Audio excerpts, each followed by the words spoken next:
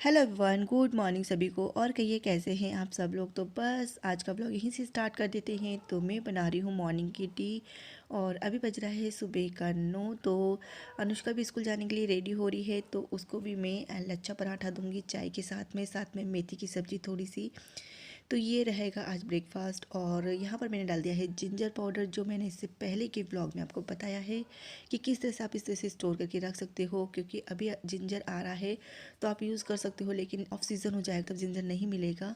तो यहाँ पर मैंने हैंकी टक कर लिया है और हैंकी टक के साथ में ही मॉर्निंग का ब्लॉग स्टार्ट हो चुका है। तो यहाँ पर मैंने बेली है रोटी, थोड़ी सी मोटी सी रोटी बेलनी है और जितनी बड़ी हो सके उतनी बड़ी बेल लीजिए आप इसको। इस पर लगे हम थोड़ा सा घी और थोड़ा सा आटा स्प्रिंकल करेंगे। यहाँ पर मैं लच्छा पराठा बनाने के लिए आपको एक टिप्स दे देती हूँ कि अगर आप लच्छा पराठा बनाना चाहते हो तो आप या तो घी या बटर का इसमें ग्रीस करिए, या फिर ऑयल का आप ग्रीस करते हो तो इतने अच्छे से लच्छे नहीं बनेंगे जितने अच्छे से घी और बटर से बनते हैं। तो यहाँ पर मैंने इसको फोल्ड करके और इसको बेल लिया है। तो ज़्यादा इसको पतला नहीं बेलना है, नहीं तो ये फट जाएगा।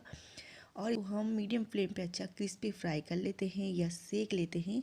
तो यहाँ पर मैं घी से इसको सेक रही हूँ और इसके सेकते ही इसके लच्छे अपना आप ही खुलने लग जाते हैं, इसकी परतें अलग अलग होने लग जाती है। तो देखिए ये एकदम परतें अलग अलग हो गई है। तो यहाँ पर चाय भी रेडी हो रही है, तो उसमें डाल देती हूँ मैं दूध। तो मॉर्निंग में भूख लगने का कारण ये है कि मैं सुबह अर्ली मॉर्निंग ही 4 बजे उठ गई थी।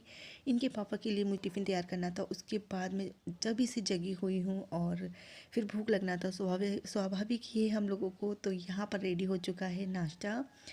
तो मैं तो मेथी की सब्ज़ी से पराठा और चाय लूँगी। साथ में अनुष्का को मेथी की सब्ज़ी उसको नहीं चाहिए, उसको सिर्फ चाय और पराठा चाहिए। तो वो भी रेडी हो चुकी। तो चलिए हम लोग नाश्ता कर लेते हैं, आप लोग भी आ जाइए, उसके बाद मैं आप लोगों से मिलती हूँ।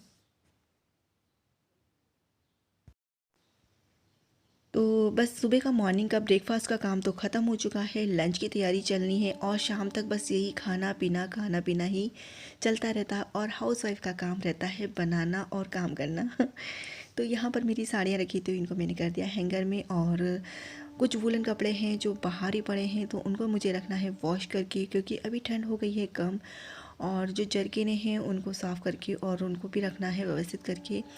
यहाँ पर ये मैडम आई हैं साइकिल चला के, तो इनको लगी है गर्मी बहुत ज़्यादा, तो नहाने चली गई हैं। और मैंने सोचा कि इनके कपड़े जो निकाल देती हूँ मैं प्रेस करने के लिए। तो बहुत सारे कपड़े हैं जो आयरन करना है, लेकिन इतने सारे कपड़े हैं और पूरे अंदर इस तरह से अव्यवस्थित फैले हुए हैं। तो पहले मैं इनको निकाल लेती हूँ और इनकी जो ड्रेस है उसको भी इनको सिलवाने के लिए देना है।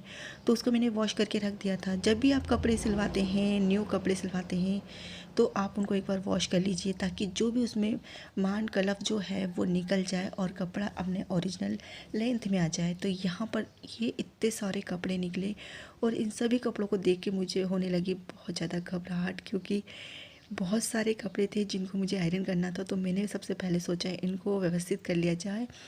तो यहाँ पर मैंने शर्ट अलग कर दी है, पेंट अलग कर दी है। और इन्हीं के बीच में एक शर्ट ऐसे निकली जिसको देखकर मुझे बहुत हंसी आई थी, क्योंकि उस शर्ट के पीछे भी कुछ किस्सा है जो मैं आपको बताती हूँ, और वो भी मेरे यूट्यूब से रिलेटेड है। तो ये देखिए, ये है शर्ट जो जल चुकी है, और ये कैसे जली ये मैं बताती हूँ। तो ये वाली शर्ट है ना, अनुष्का से जल गई थी।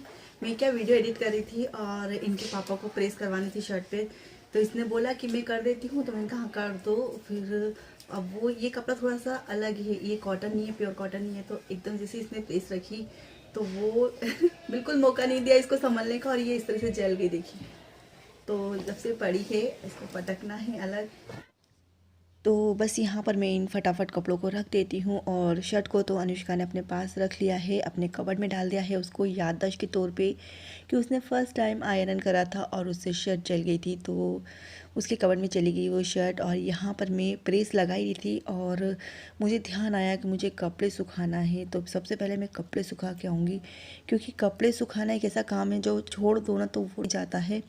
इसलिए यहाँ पर मैं आ गई हूँ कपड़े सुखाने। और मेरे साथ तो अधिकतर यही होता है कि मैं कपड़े अगर बाथरूम में भूल गई तो फिर वो भूल गई। इसलिए मैंने अभी काव्या नहाने गई थी तो फिर मैंने कपड़े निकाल लिए, क्योंकि वो फिर गंदे भी कर देती और फिर बच्चे तो किस तरह से नहाते। अभी थोड़ा गर्मी का सीज़न आ गया ना, इसलिए वो खुद ही नहाने चली गई है, नहीं तो फिर मुझे गर्म पानी करना पड़ता, और उसने गर्म पानी के लिए मना कर दिया है। तो यहाँ पर मैं बस फटाफट कपड़े सुखा देती हूँ।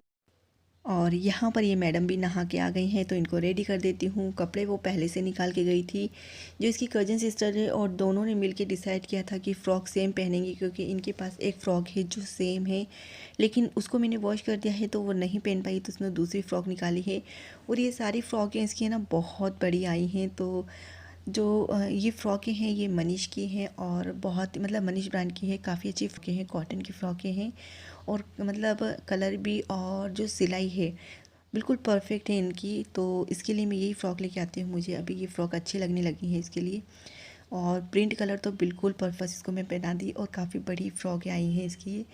तो यहाँ पर इसका सिर पोंछ देती हूँ, उसको लगी है ठंड तो वो चिपक गई है मेरे से। तो मॉर्निंग में मतलब अगर बच्चा नहा ले ना तो समझ लो एक काम ये भी ख़त्म हुआ।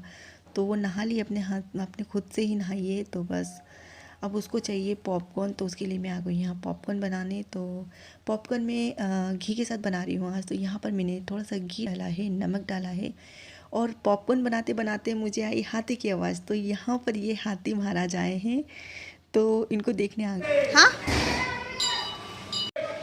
कर दिया, देख जा, 10 रुपये लेके अच्छी ना, 10 रुपये दे।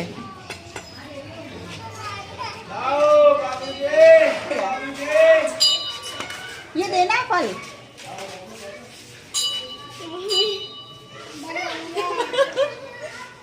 लिया उसने कहाँ पे खाया? मुझे सूट में रखा ना। और हाथी को देखने के चक्कर में यहाँ पर ये घी है ना काफ़ी अच्छे से गर्म हो चुका है, तो मैंने डाल दिया इसमें फटाफट मक्का पॉपकॉर्न बनने के लिए, और इसको इस तरह से लगातार चलाते रहेंगे और ये फूटते रहेंगे।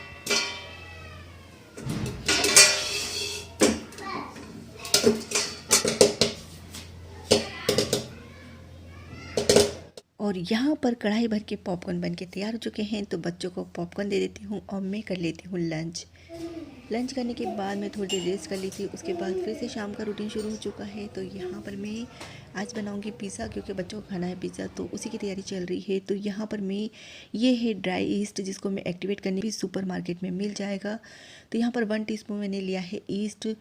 तो सबसे पहले हम ईस्ट को एक्टिवेट करने के लिए रख देते हैं, उसके बाद मैं बनाऊँगी चाय, और बना रही हूँ काव्या के लिए मैगी। तो खुद ही आ गई है मैगी बनाने के लिए।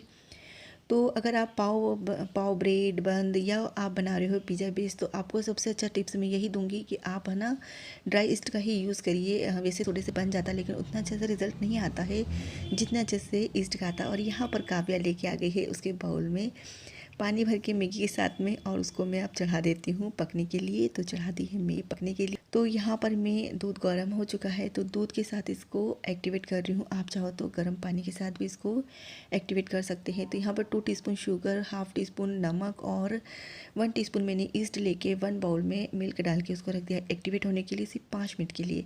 इस बीच में मैं बना लेती हूँ चाय, और काव्या की मैगी भी बन जाएगी। इतनी देर में ईस्ट एक्टिवेट हो जाएगा। तो यहाँ पर दूध को रख दिया है मैंने फ्रिज में, काफ़ी सारा दूध इकट्ठा हो गया है, मलाई भी बहुत सारी इकट्ठी हो गई है। बच्चों को दे देती हूँ मैगी, और उसके बाद मैं अपनी पिज़्ज़ा की प्रोसेस शुरू कर दूँगी कि पिज़्ज़ा डो किस तरह से तैयार करना है आपको। तो बच्चों को दे आती हूँ पहले मैगी। यहाँ पर ये मैदा ख़त्म हो गया था, तो डिब्बे में भर दिया है मैदा। और यहाँ पर मैंने ले लिया है एक बड़ा बाउल होता है, बड़ा वाला बाउल होता है, वो मैदा लिया है, और उसमें डाला है मैंने 2 टीस्पून घी। आप चाहो तो बटर डाल सकते हो।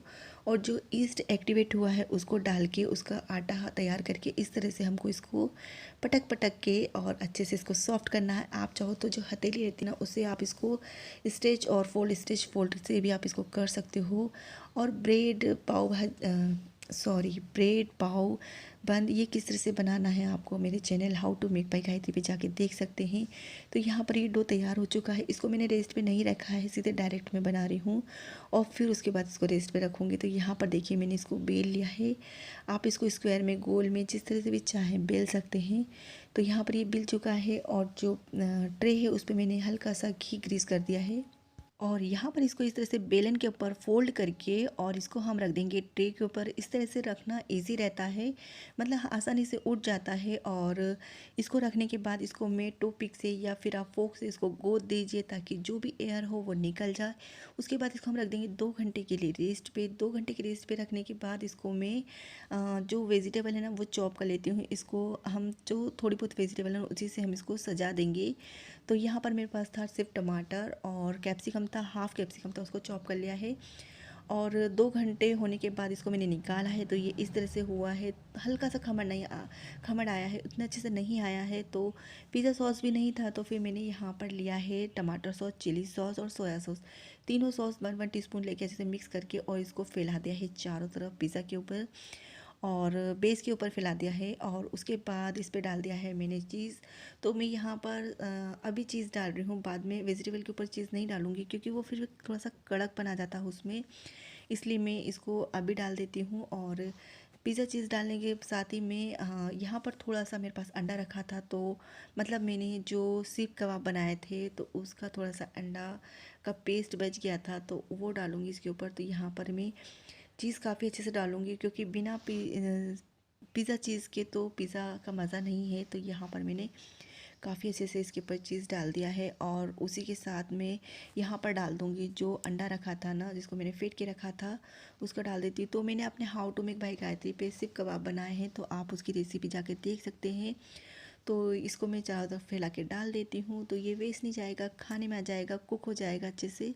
और यहाँ पर जो सॉसेस है वो थोड़ा सा मैंने स्प्रिंकल कर दिया है। और यहाँ पर मैं डाल रही हूँ थोड़ा सा ये पिज़्ज़ा मसाला है, उसको डाल देते हैं और डाल देते हैं सॉल्ट, थोड़ा सा रेड चिली पाउडर, तो थोड़ा सा स्पाइसी हो जाएगा। और उसके बाद इस पे डाल दूँगी मैं जो मैंने वेजिटेबल चॉप करी है, तो ये कम टमाटो और ऑनियन, थोड़ी सी ग्रीन चिली चॉप करी है, इन सभी को मैं अच्छे से फैला देती हूँ।